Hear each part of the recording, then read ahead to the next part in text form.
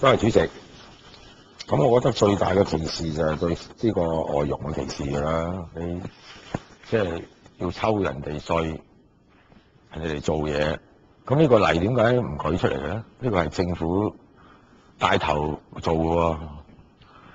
我覺得即係老實講，你自己幾身不正，我真係我同親咁多人傾偈，我嘅諮詢範圍都好廣泛。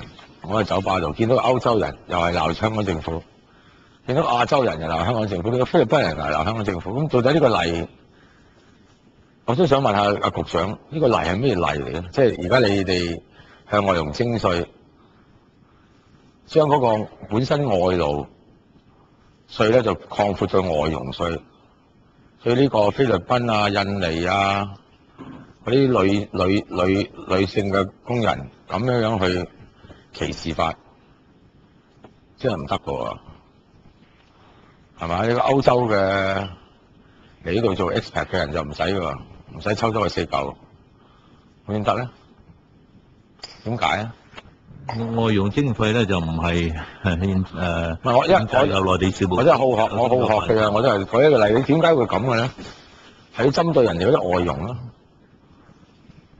局長有冇咩你想講？即係我同你澄清咗。我即管答啦，好嘛？主席，其實呢一個外傭稅咧，我知道各位議員咧喺另外嘅委員會啊、另外嘅場合咧，其實咧都非常關注啊，亦都咧係繼續會討論落去嘅。咁但係我哋呢個種族歧視條例咧，我哋涉獵嘅範圍咧係唔會規管埋是否徵收呢個外傭稅呢方面嘅。咁我哋立呢一條嘅種族歧視條例咧，係希望香港咧喺呢方面嘅保障咧係可以有所進步，亦都不同嘅族裔咧可以喺香港咧共同咧係建立呢一個和諧嘅社會。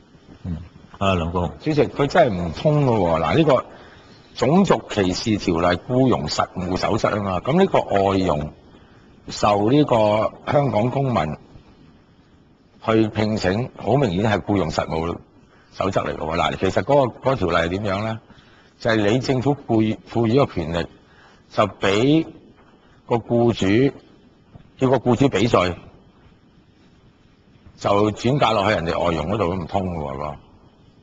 雖然間你而家暫時停止五年你都知稅，但係我而家講緊啊嘛，講緊就係你嗰個種族歧視，你真係歧視嗰啲人㗎喎。歐洲人嚟呢度會唔會咧？歐洲人嚟呢度做女傭會唔會咧？或者歐洲人喺度即係喺蘭桂坊或者喺呢個蘇豪東嗰啲，會唔會俾4嚿水你哋咧？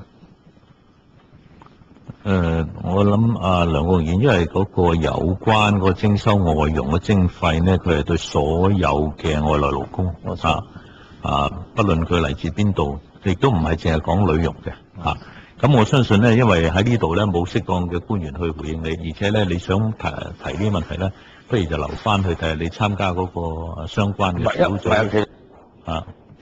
佢話呢個就啱啱講到啱嘅，種族歧視條例僱傭實務守則啊嘛，就係講僱傭關係嘅，冇第二個關係更加好㗎啦。就係而家香港一個好普遍嘅現象，而家主席你行出去咧，你行10步到咧就見到一個印傭或者菲傭啦，唔係無中生有㗎。唔係話你無中生有，不過而家我哋唔係講緊呢樣。咁算啦。咁我想請教點解？講呢個僱傭就唔得啦，咁點解房屋其他啲又唔整個守則咧？房屋都好犀利嘅喎，你走去租房咧，佢話你係南亞裔人又啲咖喱或者話你係呢個韓國人食嗰啲炸嗰啲簽字或者你有陣騷味佢唔租咁嗰啲係咪咧？鄧主席，多謝主席。正如我頭先所講咧，我哋決定選擇邊一個範疇去寫一個實務守則咧，係基於我哋嗰個處理投訴經驗。我哋投訴裏邊而家有80%咧都係同呢個僱傭範疇有關，所以我先寫嗰個。但並唔係代表話我哋唔可以寫其他嘅，咁呢個都有一個優次嘅問題啫。咁就將來我哋得到更加多啲嘅經驗喺處理有關呢個房屋嗰方面嘅，我哋覺得有需要呢個俾指引或者要寫實務守則嘅，一樣去做，嘅問題係先後嘅問題嘅。